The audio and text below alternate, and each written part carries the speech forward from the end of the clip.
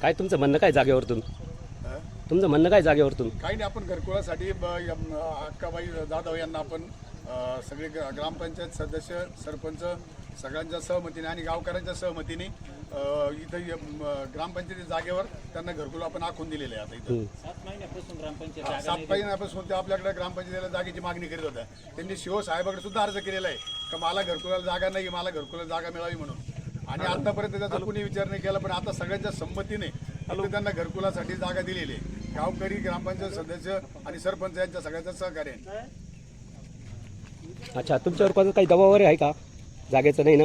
दबाव आहे का? घरकुल बद्दल कोणाचं काही म्हणणं आहे? मला सांगा तुम्हाला काय सांगा. बोला, काय बोला, पटकन बोलले.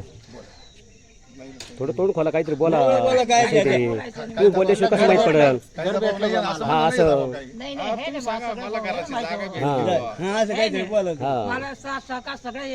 बोलून काय फायदा माझा? म्हणजे तुमच्या पाठीमध्ये सगळ्या लोकांचं संमती, कोणी नाही म्हणे, मला काही म्हणत नाही ना?